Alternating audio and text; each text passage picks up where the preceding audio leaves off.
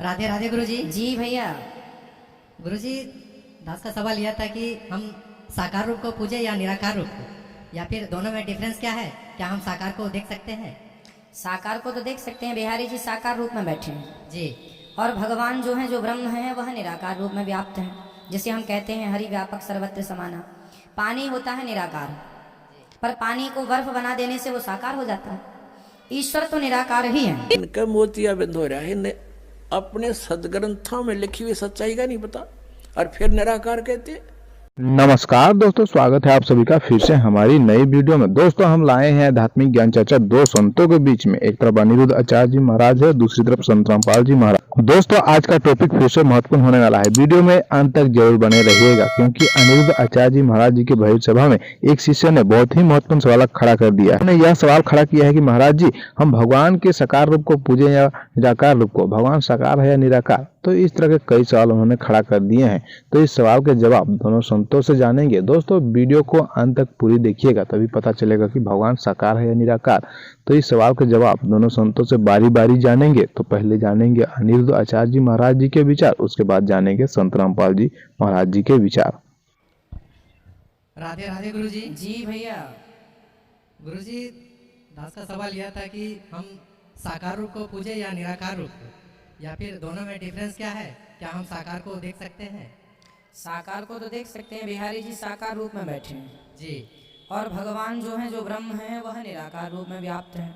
जिसे हम कहते हैं हरि व्यापक सर्वत्र समाना।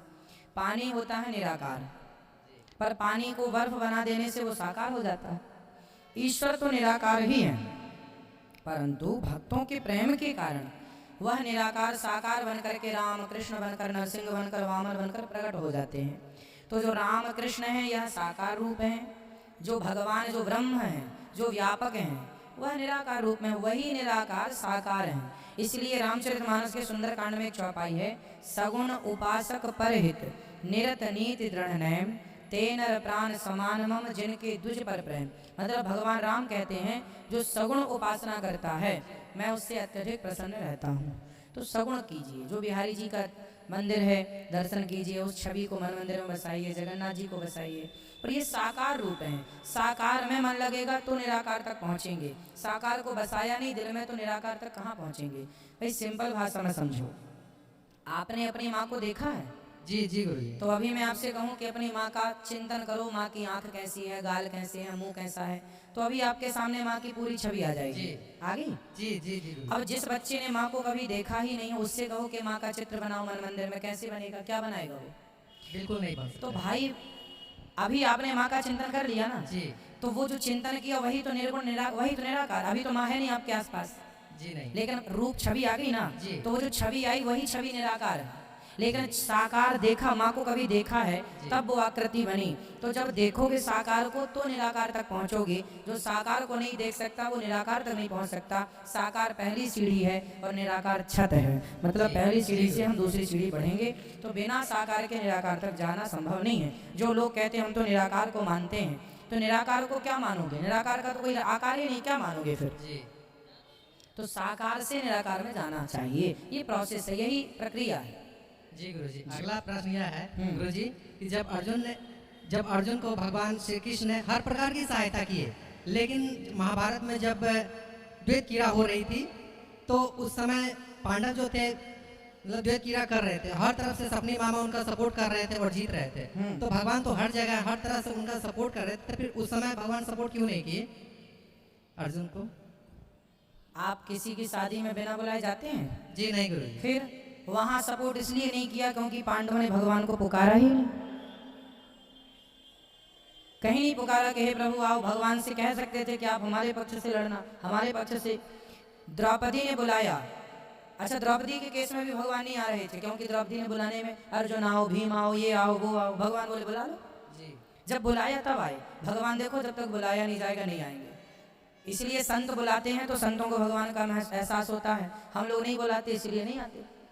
तो भगवान को उस समय द्यूत क्रीड़ा के समय पांडवों ने बुलाया नहीं था, भूल गए थे। और भगवान को भूलने का ही ये परिणाम मिला कि 12 साल का वनवास और 1 वर्ष का अज्ञातवास। जी हाँ, या यदि बोल दिया होता कि नहीं आपको आना है, हमारे पास से आपको फेंकना है, तो भगवान मना थोड़ी करते। आते, लेकिन भाई आप जब हमें बुलाएंगे तब तो हम आएंगे, बिना बुलाए कैसे आएंगे। जी गुरु जी, राधे राधे गुरु जी, बहुत बहुत धन्यवाद। तो दोस्तों ये थे अनिरुद्ध आचार्य जी महाराज जी के विचार। उन्होंने किस तरह से तर्क दिए हैं, आइए आप जानते हैं संत रामपाल जी महाराज जी के विचार कि भगवान साकार है या निराकार है, तो इसका प्रमाण क्या है शास्त्रों में।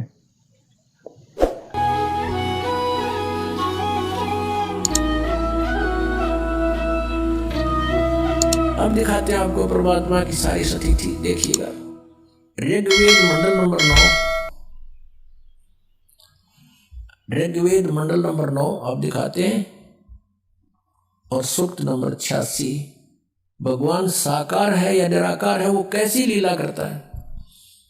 ये है ऋग्वेद मंडल नंबर 9, 10 इकट्ठा अनुवाद है। ये है सार्वदेशिक आर्य प्रतिनिधि सभा, महर्षि दान भवन, रांडला मैदान, नई दिल्ली से ये प्रकाशित है।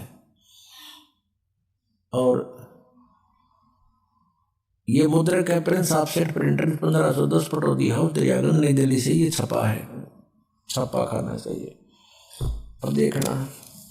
ये है ऋग्वेद मंडल नंबर 9 और सूक्त 86 का मंत्र नंबर 26। इसमें लिखा कि यज्ञ करने वाले यजमानों के लिए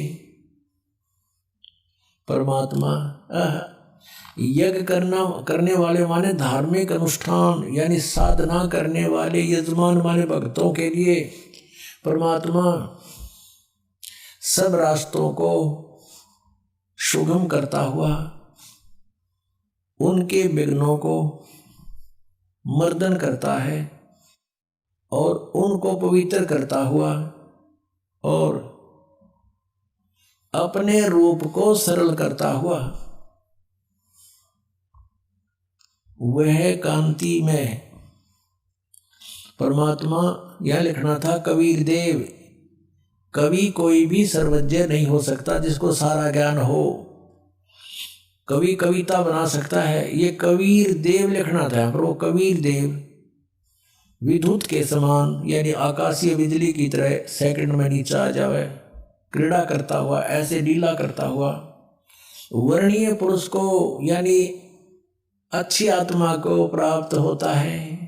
अच्छी आत्मा को आके मिलता है, और जैसे आदरणीय धर्मदास जी को मिले, आदरणीय नानक साहिब जी को मिले, आदरणीय मुरुगदास साहिब जी को मिले, आदरणीय दादू साहिब जी को मिले, आदरणीय गरीबदास साहिब जी गांव छुरानी जिला ददर हरियाणा वाले को मिले, आदरणीय गीसा दास साहिब जी गांव खेखड़ा यूपी मेरठ वाले को मिले। तो अच्छे पुरुष को आकर प्राप्त होता है। वो कहाँ रहता है भगवान? 27वें श्लोक में ऋग्वेद मंडल नंबर 9 और सूक्त नंबर 86 का 26 पढ़कर 27 में पा गए। इसमें इन्होंने ये जो निराकार मानते थे भगवान को, और वेद बता रहे हैं वह परमात्मा प्रकाश पुंज परमात्मा को, जो परमात्मा ध्युलोक के तीसरे पृष्ठ पर विराजमान है वहां रहता है। तीसरे एक स्थान पर रहता है ध्युलोक के यानी उस तेजो में लोक सतलोक के एक स्थान पर, तीसरे स्थान पर विराजमान है, वहां रहता है। निराकार क्यों करो है भगवान जो वहां बैठा है? आगे दिखाते हैं। यह है ऋग्वेद मंडल नंबर 9 सूक्त 82 का, ऋग्वेद मंडल नंबर 9 और सूक्त 82। और यहां देखें ये है 82वां, 81वां समाप्त हुआ, ये 82वां शुरू हो जाता है। इसका प्रथम मंत्र इसमें लिखा है कि जो सर्वोत्पादक प्रभु, सबकी उत्पत्ति करने वाला परमेश्वर प्रकाश रूप है। इसका अर्थ है वो तेजो में स्वरूप साकार है, सद्गुणों की वृष्टि करने वाला, पापों का हरण करने वाला, पाप नाश करने वाला, पाप क्षमा करने वाला है। वह राजेव, राजा के समान, राजेव इसका अर्थ है राजा के समान आगे लिखा है। ये देखना, ये 269 पृष्ठ पर पढ़ रहे हैं। कोई भ्रमत कर देगा दूसरा पृष्ठ दिखा दिया होगा, ये 270 दिखाऊंगा।